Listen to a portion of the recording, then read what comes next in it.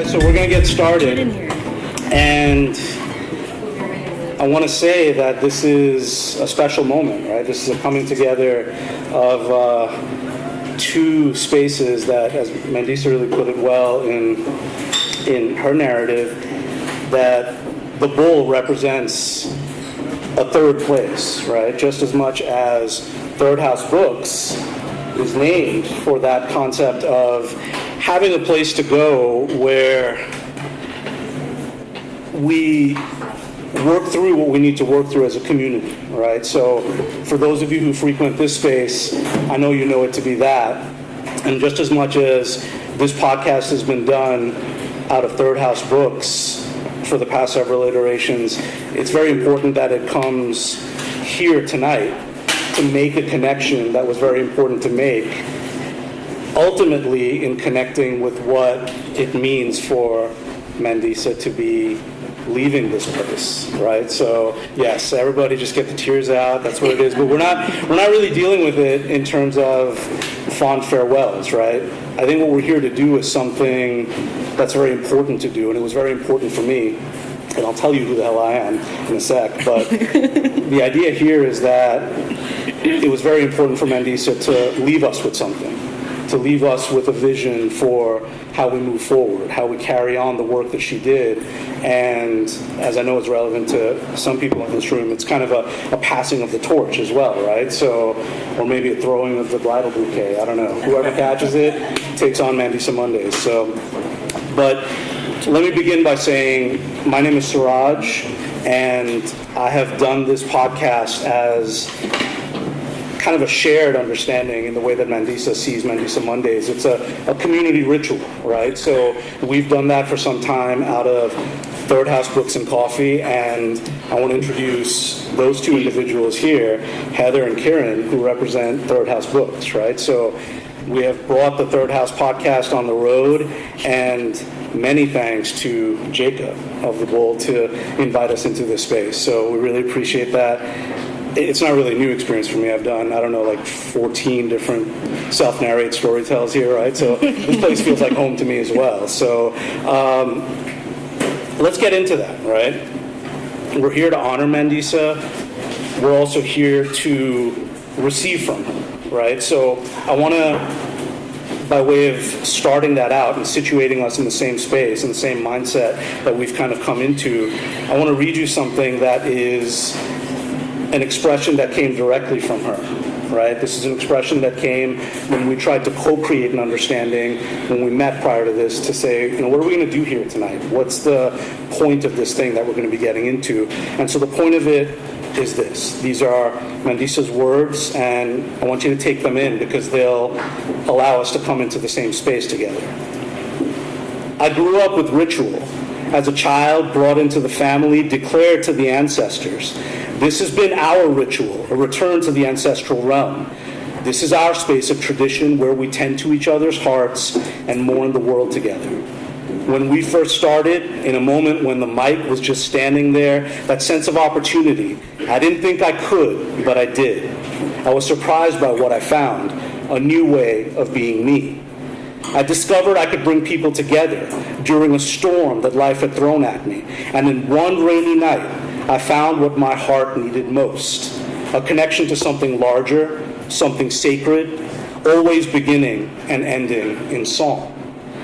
This space is part of a growing web spreading across this city, a validation of community, art, relationship, a whole other energy, a father and daughter making music together. This is why I come.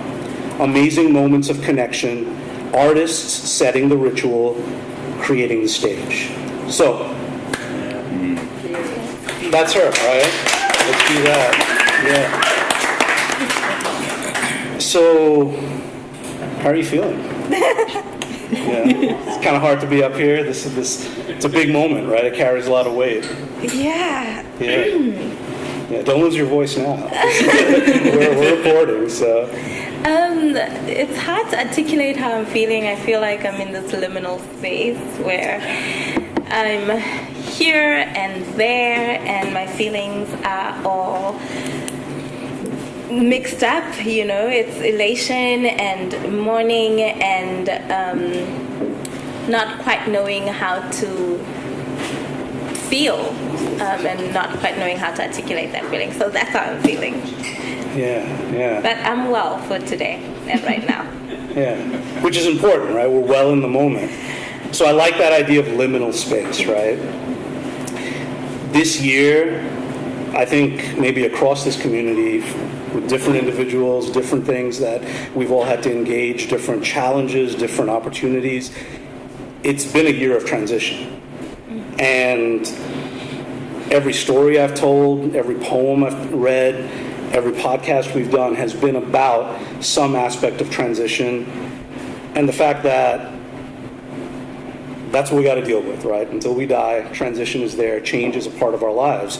And I think what's important about these moments and what's important to really take in is to learn from people through whom knowing has come to us, right? And this is one of those people. Mandisa has brought that opportunity to all of us to learn how art can help us navigate change, how creative expression can help us to deal with the challenges, to see them in a different way, to see opportunity where there might be hopelessness, right? So that's kind of an important aspect of what we're taking away tonight.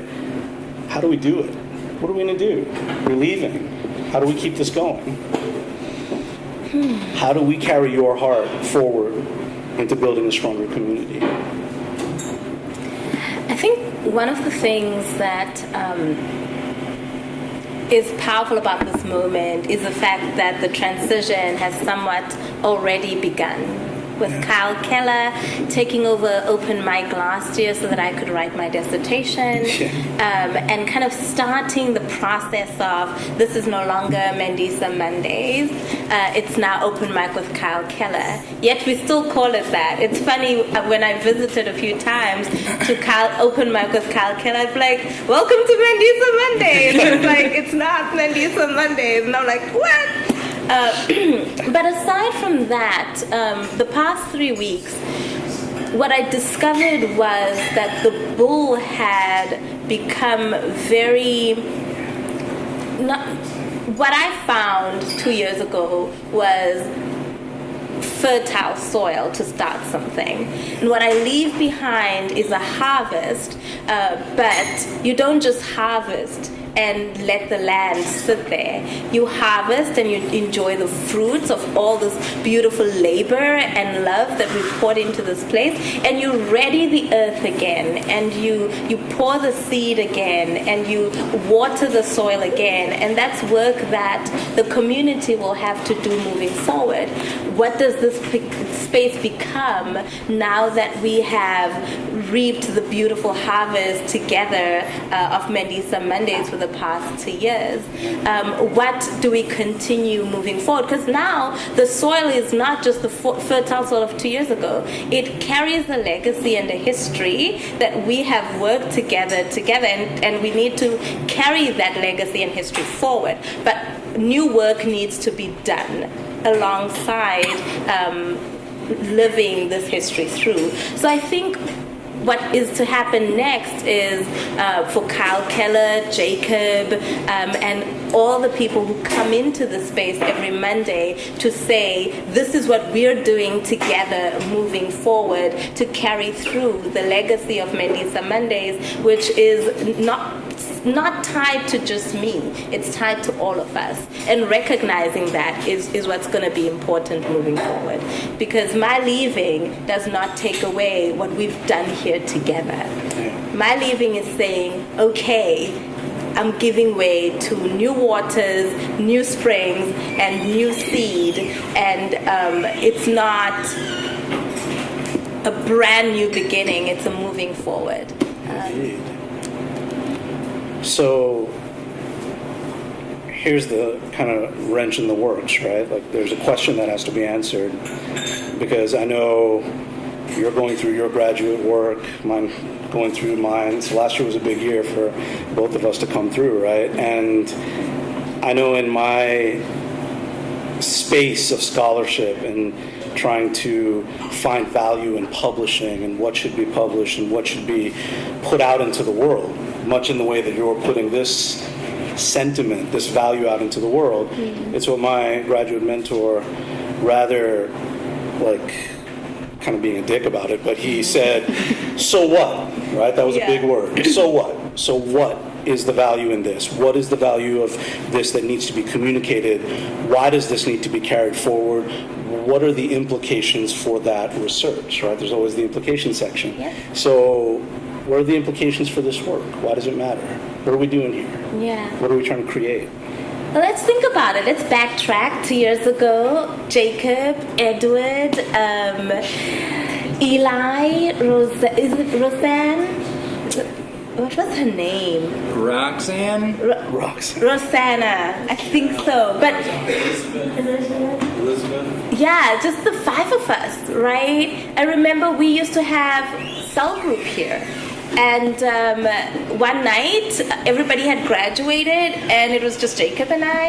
And I was like, well, I'm still going to rock up on a Monday and see what's happening at the Bull. And this one night, it was a moment of deep emotional turmoil for me, because being away from home and a lot of things happening and constantly getting news that is not always good news, you want to find a place to go. And I have a lot of acquaintances, but that doesn't necessarily mean I have a lot of friends. And sometimes it's not easy for me to turn to people. So I turned to the Bull. I left my house one night around 9 p.m. and ended up at the Bull and found Edward, the people I've just listed, just hanging out and making music and sharing poetry. And then there was this moment when the mic was left alone. She was having wine, Eli was sitting outside, Edward was talking to somebody, and Jacob was behind the bar. And I thought, no one is watching and no one is listening. I'm going to go on the mic and start singing. And that's exactly what I did. But then that led to everybody watching and everybody listening and everybody getting together to hang out together. Dragana, Helen, and myself would use this as a space to get together every Monday. All of a sudden, it became a place to meet somebody when you haven't seen them for a while. It became, it had a life of its own. Sort of like Payne's Prairie being closed right now, and all of a sudden, the dry patch of land has become a new lake, and there's new diversity of life and birds and all these things. That's what it became, this arid space got a new life of its own. And I think the so what is when we let art take over and when we let community have a space, all these other things come to life. So what came to life? New friendships. What came to life? New artists. Michael Tamayo coming into the Bull one night, rocking his Johnny Cash and starting a band. You know, that came out of this. What came to life was me processing a really difficult time where I lost my brother and then my aunt, and I was very sad, and the Bull was the only place where I could come and know my friends were guaranteed to come, and I could mourn without having to break everybody's heart, and I could be healed. Processing those kinds of things. The so what is that we learn to carry each other. Kyle Keller comes into town one day and ends up running the thing. You know, last week we had a young man from Detroit come in because a friend of his said, hey, if you're passing through Gainesville, let's get together at the Bull. There's this thing called Mandisa Mondays. And Alekona, who's the friend, hadn't been here a while, but because that friend was coming through the Bull, coming through Gainesville, came to the Bull to play that one night, and he rocked this place. Everybody loved him. And she comes just to say hi to him and learns that I'm leaving, and so she plays, so it becomes this reconnection. It was just, those are the so whats. The so what is the life that exists because of this space. And regardless of who leads Mandisa Mondays or Open Mic, Monday has now become an anchored space for that kind of life. Jazz on Tuesdays was something that I used to come to. It's its own thing. It's its own life force. And everything else that comes after. But on Monday, we come together as a community to be with each other, to hang out, to talk over each other when somebody is performing, and that's okay. To talk with each other from the mic, and that is okay. To give birth to new things. Here are things, on Mondays, things came to life. And I think that that's the so what. Those are the implications. What do we make out of this? It's not just what do we do together, but what do we make out of this moment together? Well, and to tell on you, it wouldn't be uncommon to be here on a Mandisa Monday and somebody would come in because you had a conversation with them on a first-time meeting and encouraged them to come and express themselves through their craft, their art, their spoken word. And so one of the things that I think that you've imbued into us for this space on Mondays will be to look for intentionally to draw out potential, look for the potential and draw it out of people, and to have that cathartic moment for a person who doesn't play in front, but to be able, there's something really special in that place of vulnerability, the closet writer, the closet lyricist. This guy. Okay. And then to be able to share that as a person, as that place of vulnerability, which is a strength, and that models transparency for, I call it's like marinating the walls of a place. Like this place is marinated in the space of what happens here on stage as people are pouring their hearts out. There's actually, I put a heart medallion in this fixed of a crack because this is where people pour their hearts out, and it's probably not precious, but it looks like gold and diamonds. But there are precious things that happen from this space that actually, for the people that come in here to sit at a table or sit at the bar, that's been modeled. So my theory is, and my hope is that coincidentally people feel safer to be vulnerable and transparent to the person they've met or the person that they've come in with because of what happens here. And the intentionality that you've had to bring that out is the strength that it gives to the person, but then also for the people to be able to have that gift of the closet writer and lyricist to be able to share that, and then to have that connection through humanity, like, oh my gosh, there's some solidarity happening here. Yes. How wonderful is that I'm connecting with a human being while I'm here by myself, listening to this poem or this song. And then there's, like you said, or there's connections where now there's a band or there's a friendship. Yeah. But just to deepen the experience of being human is, I think, one of the things that you've really helped to do. So I hope that that's what continues to happen. Yeah. I mean, I pointed out to Kieran because he is a closeted writer and he should write more. And you shared your story here. Remember this Monday? I did. That was the very, very first Mandisa Monday I came to. I'll get to that, but I also wanted to say that the places have memories too, and I think to sort of bounce off of what you were saying is that this space, the Bull, has memories for me, and it carries memories within its walls. And I mean, to tell you the truth, if you want to go back to sort of the origin story of Third House Books, you would have to start here at the Bull, actually. And it would have to start on our third bottle of wine with friends, sitting at a table back there on a random Tuesday or Thursday night, and echoing our loves and frustrations for the town, and me finally saying, what the fuck? Why don't we have a bookstore in downtown Gainesville? Of course, we had Wild Iris, but I meant something sort of more generalized and something else. Also, we're a town that deserves more than just one bookstore. So this space is, as you're saying, an incubator and a creator. The memories I carry with it start from even further back than that. When I came here in grad school and in the afternoons, and I would do work and then drown my insecurity about that work with a few pints of beer, and then come back the next day and do it all over again. And then it became the space that carried that truly, it's maybe the one place that's been able to contain Mandisa. if you understand my saying.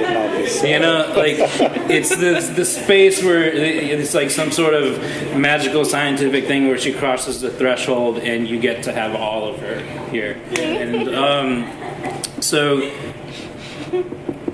when, you know, months down the line from now, these walls will still carry those memories, and we'll come in here Mondays and we'll reminisce about different times that we had here with Mandisa, and that will be sort of that stepping stone of creating new things and hopefully new folks coming in, and we tell them about that time when Mandisa is here. You wouldn't be here if it wasn't for Mandisa. We all wouldn't be here on this night if it wasn't for Mandisa, and that's sort of a thing I think we have to look forward to. Now we will now have that sort of space to tell our stories.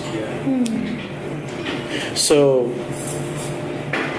I know the two of you, in terms of your story relative to keeping such a space alive, and I imagine, Jacob, that is not too different a story for you, and as you know, your journey to come here, to have this here tonight, that's a big responsibility, right? Like these spaces, the spaces where creators can assemble, the spaces in which people can come to make it into, I mean, it's ascendant into a sacred space, or it can be a space in which you can turn to friends in a way that you can't elsewhere. So what keeps you going? What's the burden like? And how does that kind of bring you into a new space daily? The burden's heavy, but it's like I think finding moments like these and nights like these and creating those moments is what actually alleviates the day-to-day burdens of maintaining spaces like this. This is what you do it for. You don't do it to tally up your sales at the end of the day.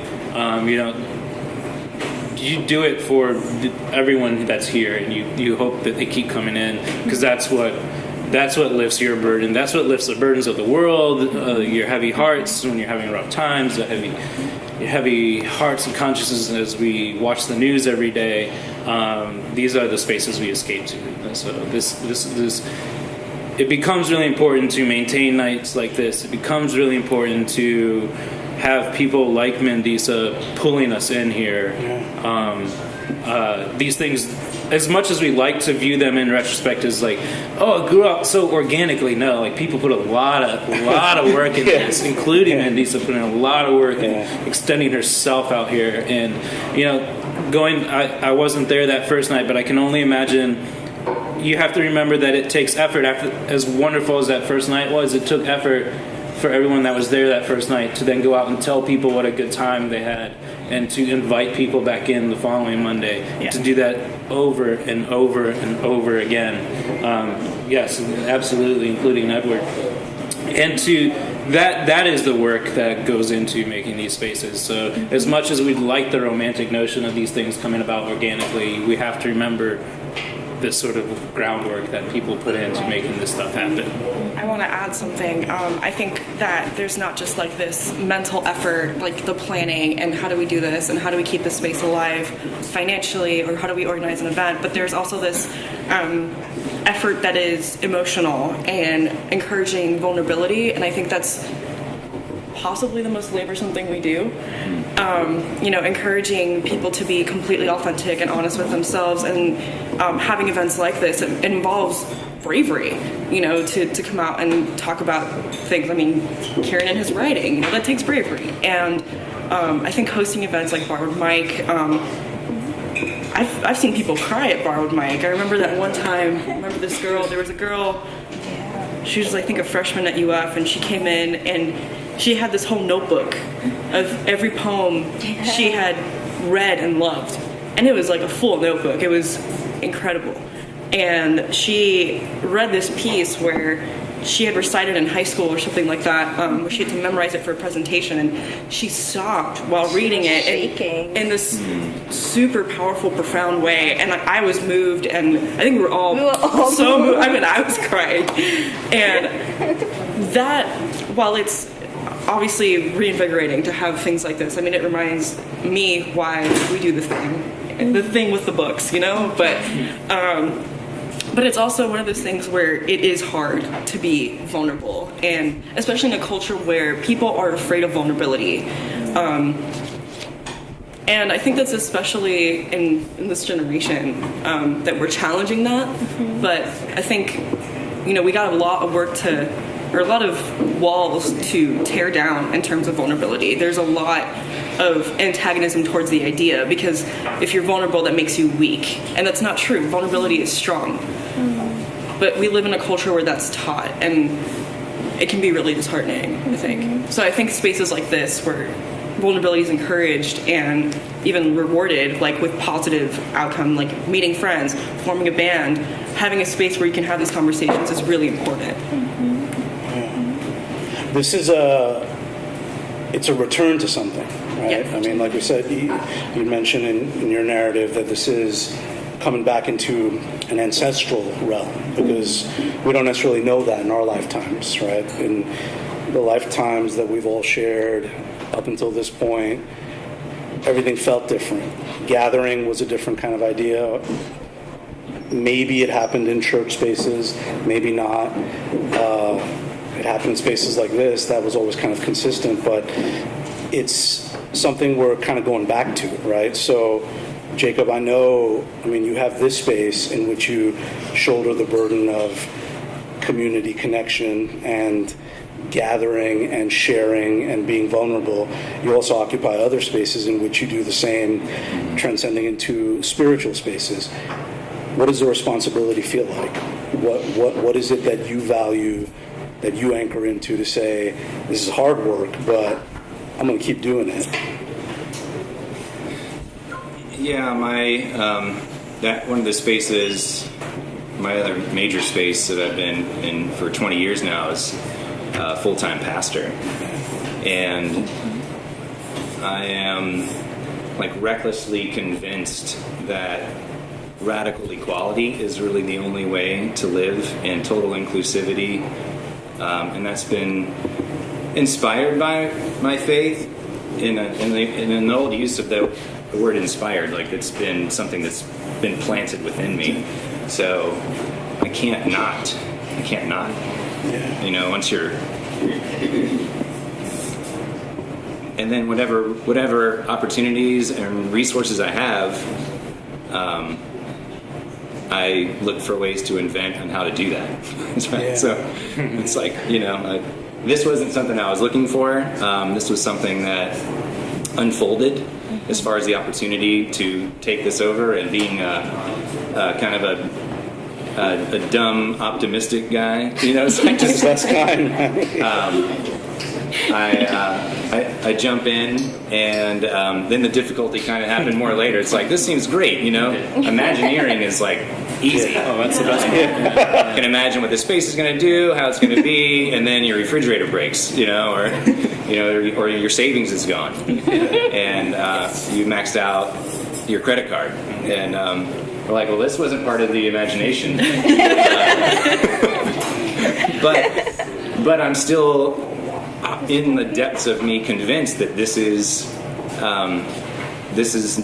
the experiment needs to continue until and I haven't felt led to stop. So that just means full speed ahead. Absolutely. And then, you know, if you're close to me, you've heard the belly aching. To be vulnerable, there is a hole in my kitchen wall right now that happened 2 days ago, because I just hit critical mass of, like, I couldn't fathom trying to make it all work, and then it's bigger than me anyway.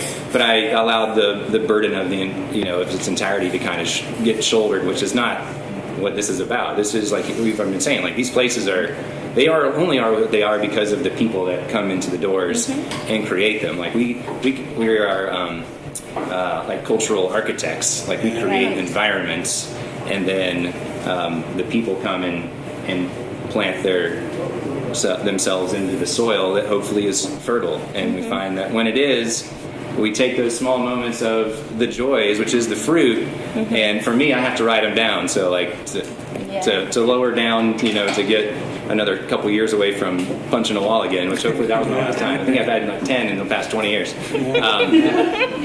But I go to this ancient place, like you were talking about ancient. So I think the future of many things is ancient. The future of how we gather as people is ancient. I think the future of faith is ancient. And so I follow a meditation from Saint Ignatius of Loyola, who talks about entering into contemplative understanding of where consolation and desolation is in your life. And I use that as a way to see what seems to be the path I'm on, what is bringing life and what is taking away life, which is different for everybody. So this morning I was like, all right, I'm going to just reflect on the last week, and I wrote down, what have been the most beautiful things, and like all but like the two that were hugs and kisses from my family and hanging out with my wife were like things that happened here, and those, and like you have to see those, like you have to put those things down, and remember that like this is beautiful. Let's go another day if you need that much, or go another hour depending on where you are. I remember when you were starting the Bull and you proposed the idea of owning a bar at Cell Group, and how we were just all so excited and we're like, okay, we'll see how this is going to work out. And I said to Jacob, I feel like I've been to the Bull before because, as English students, this is where this is the first place they introduce us to. It's like, yo, welcome to Gainesville. Here's the Bull. But fantastic. There was this image that I kept telling you, the idea that water was breaking out of this place and like breaking out of the ground, and like spreading throughout the city. I don't know if you even remember this, but when we were at the Hippodrome that night and we were doing Mandisa Monday at the Hip, it was Mandisa Monday at the Hip Bull takeover, because all we could talk about was the bull, and all everybody could talk about was the bull. So like the water had broken from the Bull through the city into all these other spaces. And so that conviction that you had 3 years ago that this place was going to be a place where people gather and a place for the city has manifested in so many ways. And I'm so glad you're still convinced. And I hope you can wholeheartedly hold on to that conviction. Because We'll hold him accountable while you're gone. Yeah. Well, I think it's important to consider that we can all get to places where we've all gotten to, whether it's not being able to pull covers off your head in the morning or putting a hole in your wall. And I've been in both places. Yeah. But this idea that there's this intrapersonal practice of anchoring yourself back into why this all matters, right? But then there's also an interpersonal kind of community way of doing so, such as this. We come together, we're talking about the stuff that matters. Why does it matter? Why does it matter to everybody? Because we are all part of some weird, organic, grand experiment that's occurring in this city. There is no, it's like saying, who invented the internet, right? It's just, it happened in all these spaces, and it's kind of happening in this community. And the conviction I have is to set that value as a visible value across the city, because this city isn't a healthcare system only. It isn't a higher education space only. It isn't a technology incubator only. It is also an incubator of human consciousness. This is how we're setting the stage for how we move forward as a community, as a species. You're taking it across an ocean, right? And then you come to the city that you come to and think, how am I going to do this again? How am I doing it here? What's different? What's the same? So what are we carrying forward? We're maintaining conviction. We're keeping the momentum going. We're taking this idea, this concept, this model into another space and doing it all over again. Who knows? It might be like Planet Hollywood, like franchised all over the world. Mandisa Mondays in multiple spaces. But what is that you're taking? So what are you thinking about taking, Mandisa? What are you taking with you? How are you carrying these pieces of all of our hearts forward so that you can imbue a new space with that? You know, I was on the phone with my brother today, and after an hour of talking, he says, go to the theater and just keep going to the theater. And I think what I'm taking forward is the idea of a sacred space, the idea of openness. How do you open spaces? How do you open yourself up, and how do you open those around you? Jacob gave a Pecha Kucha talk a while back called The Third Space. And on the morning after the election, Kieran opened the bookstore up as a third space where we could just come and get free coffee.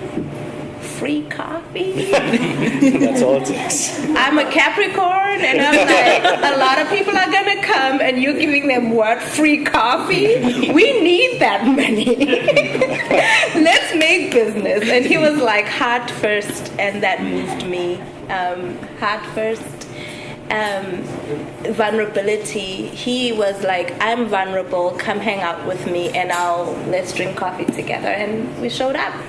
And we keep showing up at the Bull. And one of the things that the U.S. has offered me is coming from this very narrow-minded idea of what church looks like and what church is and what love is and what faith is, and just breaking that open. And in so doing, breaking me open, and in so doing, opening all these other spaces up. And that's what I take home with me. I tease sometimes, and I'm like, we're going to do church tonight at the Bull. But that's what we do. That's what we do in these sacred spaces. We come together, we mourn together, we share life together, we believe together, we just are with one another. And so, what I take back to South Africa, be it in the form of getting back to writing plays, getting back into the theater, doing Mandisa Mondays, whatever it is, it will be that sense that the world has to just keep breaking open. We're just too high-strung. We're just, there's so much of this, and we need a lot of this. And this narrow bar is so open. That small bookstore is so open, and that is what I want to take to South Africa with me. The idea of living in the infinite, living into life, living into the open space, and finding each other there and taking each other further into that. So whatever form that comes in, I look forward to it. So as you're about to begin this next chapter, next long journey, reflect back on the Mandisa that came here, that came off the plane, that had hopes, dreams, fears, apprehensions, whatever the case was. What would you tell her to keep an ear out for, to keep an eye out for, to be open to? When the Mandisa that came here was shocked to find Gainesville that hot. Like, whoa, am I in the Congo? Thought I left Africa behind, people. But anyway, gee whiz. When I left South Africa, I was given two pictures, and I know I like talking about pictures, but that's the world I live in, so just never mind that. The one was the idea of a lighthouse, right? A lighthouse sheds light onto the ocean and either calls ships to harbor, and I don't know the technology of this, but it's the idea that ships come into harbor and there's this light that's shed in order to guide them, but also sets people off, to far seas. But both those ideas was something that I carried with me coming here. And the other one was the idea of my name means to bring joy, and that I needed to really live into that name. And so I had a very set idea of how that was going to turn out, and how I was going to do that.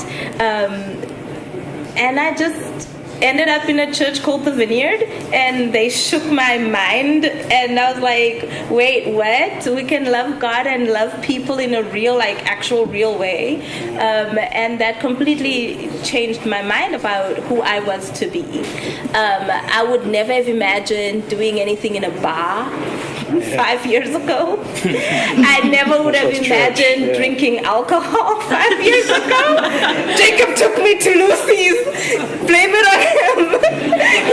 He was like, let's go to Cellar, he said. Michael Plater was playing. And he was like, we're gonna read the Bible. And then ended up listening to Michael Clater at Lucy's and thinking, wow, this is different.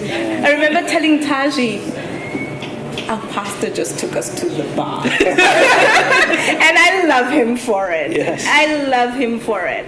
And I love him for so many other things that have made me who I am today. And it's not this paternalistic, like, oh my gosh, thank you for turning me into who I am today. But he exemplified a love that was so different from what I knew. My version of love back then was, if you were different from me, I'm sorry, you had to correct yourself and change, and then we can talk. That's your Scorpio moon. It was really crazy. I was a no nonsense type of person, and so this open, loving Mandisa, oh my gosh, a lot of work had to go into that. A lot of breaking down had to go into that. A lot of vulnerability had to go into that. A lot of putting me in uncomfortable spaces like Lucy's one night had to go into that. Listening to music about aliens and strange moons. I remember that night. It's a weird night. Weird people. But as I articulated it to Kara the other day, a lot of loving and getting to know people who were just so strange and were doing a lot of strange things, and then me thinking, wow, you are not corrupted. You are good, and you are kind, and you are love, and you are not Christian. How do the two come together? I don't get it. And then coming to know Jacob, who is Christian, and all of that. And then going, okay, I guess we can do this. And I have forgotten what your question was. But Mandisa, 5-6 years ago, is radically different because Gainesville is so crazy. That's it. Gainesville is a crazy place. People in Gainesville are weird, and I love them. And I would, yeah. They're weird, and I love them. And it's because they're so weird and so loving and so insanely awesome, and just different things. There are a lot of different things that you don't need to understand, and the only need to fit into that is that you don't have to fit into anything. And that was redemption for me. It's like I came to a new salvation almost. Like, Gainesville saved me in a new way. Like, I get to go back to South Africa bigger, better, more loving, more open, more questioning, more interested, more curious, more ready to just say, it's not my job to decide what the love marker is. My job is to be here with you and to just be vulnerable. And yeah, wow. I used to think I was that person. I decide how to love you. Yeah. I decide. How that works. Yeah. I'm so cool. No, I was not. So all those circles ultimately lead to what I would say to Mandisa back then is, yes, make those decisions you made. I'm so glad you made them. I'm so freaking glad. I'm so freaking glad you didn't say, okay, you go to Lucy's and I'll go home. Oh, okay, I'm so grateful she made the decisions she made. I love her for it. I freaking do. Yeah. And isn't that the best thing, right? You wouldn't change a thing. I would not change a thing. All right. So, to reflect a lot of what's been talked about tonight, this came through in Mandisa's narrative quite a bit, and I want to kind of give it to you as a kind of closing meditation as we start to kind of wind this down. So here's, at the very least, what Mandisa is leaving me with. I hope she's leaving this and you receive it as well. What has come back to me? What has been birthed? When I create the space, what people feel they can do within it, something has started here. I don't know how to feel about this moment, not knowing the faces I'll find when I get there, already missing the ones I leave here. I'm leaving this child in young hands, good hands. I hope that those who make this what it is carry it, a vision sustained by a collective. Leaving it now, this process has shown me what this is, a place to test your expression, a space where joy can be present. Here it is, the place where the one with the shaky voice is welcome, where the raging heart can rage, where joy and healing are possible. This is our tiny desk in our Gainesville, where people journey far to tap this special energy. I'm taking this learning with me into the next chapter of my life, having learned, most importantly, how to clear space for one another. That's what art does. This collective is just one vision and intention for the third space.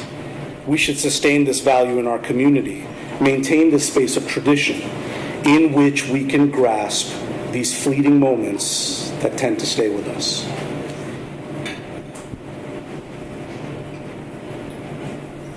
How do you want to leave this in everyone's hands so that it can take on its own identity, right? That it can grow into a new identity.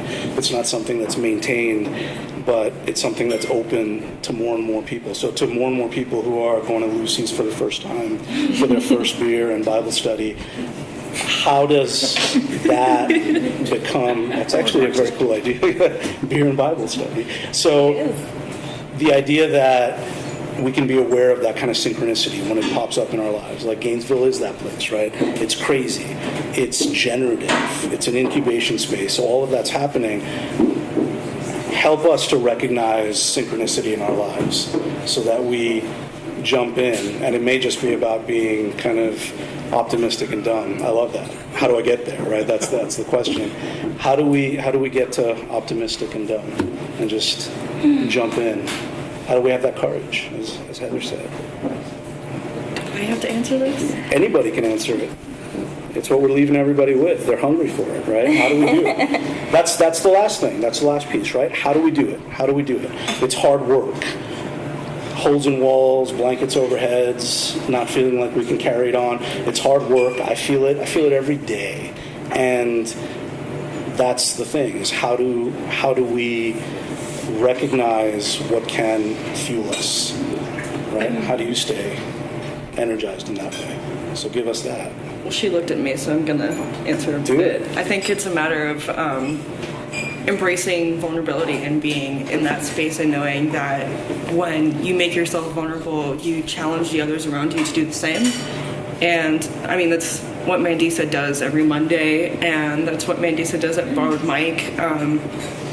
It's how you and I became friends, and I think that ultimately it's not just about being vulnerable, but also being vulnerable in solidarity with one another. Like, I know that when things get hard, I can always look to my friends who help cultivate the spaces I do, like Karen or Mandisa, and there are presences in my life that aren't necessarily draining but invigorating. And you know, you can have a tough day, a long day, and you're like, well, I took 3 naps today, okay? But I was like, well, I get to see Mandisa and Suraj and Karen and Jacob, and I think that all of you are the kind of people that I feel I can be vulnerable with and really like tell it in a way that's not exhausting. And I think it's those moments and realizing what those are that's really key in keeping this going, and just a willingness to be completely vulnerable with yourself and other people. Mm-hmm. In theater, just to catch on to what you were saying, in theater we have something called yes and. I love that. It's such a great philosophy, but also being on stage and somebody makes a mistake or forgets their lines, you don't go, okay, hold on, hold on, we're going to deal with this. No, the show goes on, right? You work with what's there in that moment. So yes, and working with what's there in the moment. So how do we do this? We acknowledge our vulnerable moments, and we acknowledge the hard, difficult spaces we can find ourselves in, and we keep moving with the vision, and we keep moving in our values, and we keep moving in those convictions. We work with what we have, and right now, where are we at? So going back to what Jacob was saying, taking stock of where we at, what we've got, and then what can come out of that. I mean, I love that notebook sessions has started at Borrowed Mic. Whoever knew the space would become that, right? Whoever knew? But that's what it is now. And out of that, more comes. It is no longer just a bookstore. It's a bookstore and a space for this, and a space for that, and a space for this. It's a bar and a space for this, and a space for this. What's the and? Living into the and, I think, is the next step forward. And if there's a glitch and we have those moments of tripping, it's not the whole thing that falls apart. Before the whole thing falls apart, there's that one glitch. So you catch that and you work with that, right? Before it overrides the whole thing. So I really think that's the way forward. Catch the glitch.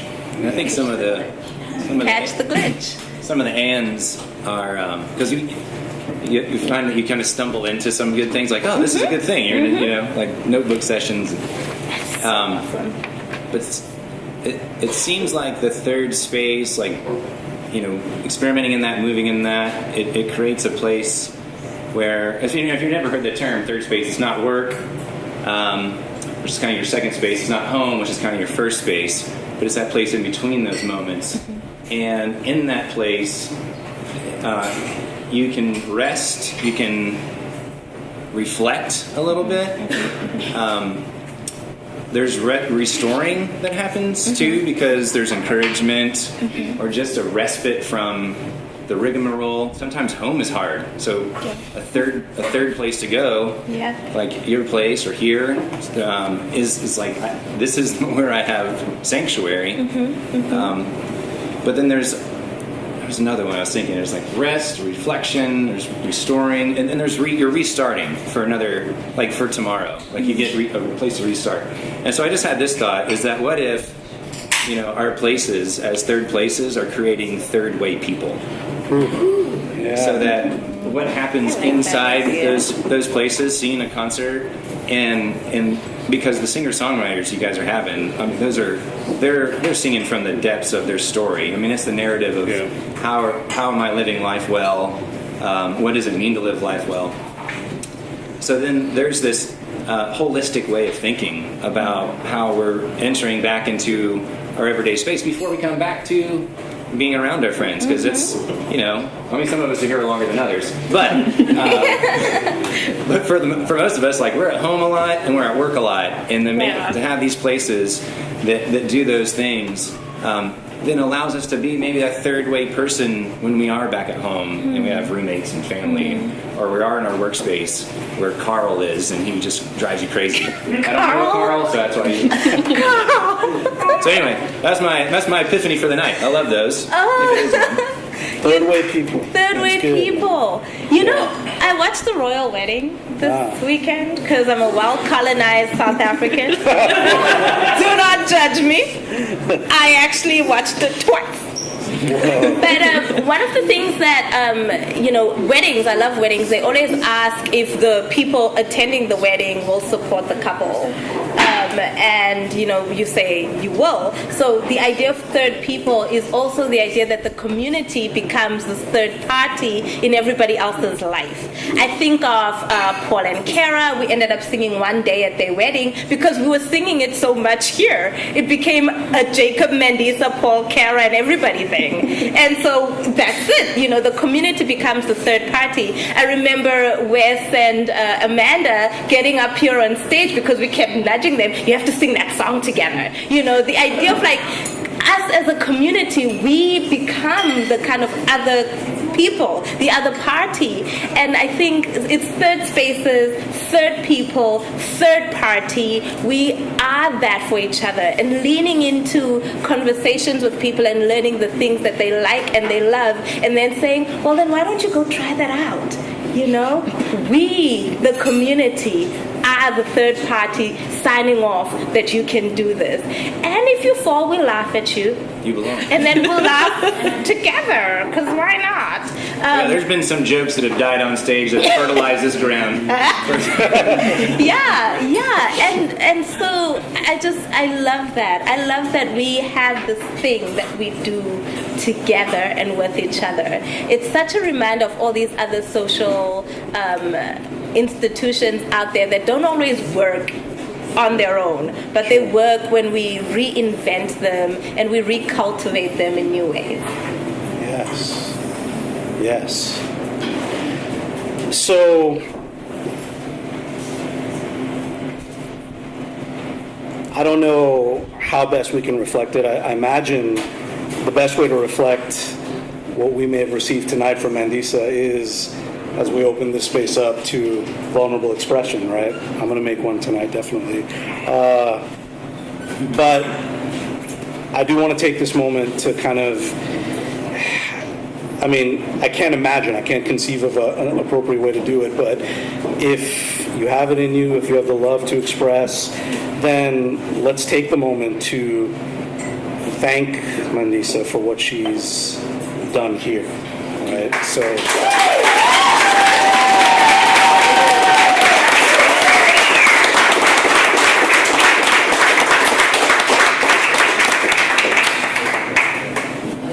And now let's express, right? Let's get into it.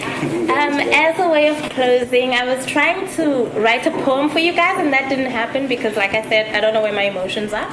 But I went and found my favorite Rumi poem, and I want to share it for you. And it goes, where everything is music. It's a very borrowed mic tradition to do this. So here's the thing. We're coming together. Borrowed mic at Mandisa Mondays. Don't worry about saving these songs, and if one of our instruments breaks, it doesn't matter. We have fallen into the place where everything is music. The strumming and the flute notes rise into the atmosphere, and even if the whole world's harp should burn up, there will still be hidden instruments playing. So the candle flickers and goes out. We have a piece of flint and a spark. The singing art is sea foam. The graceful movement come from a pearl somewhere on the ocean floor. Poems reach up like spindrift and the edge of driftwood along the beach, wanting. They derive from a slow and powerful root that we can't see. Stop the words now. Open the window in the center of your chest and let the spirits fly in and out.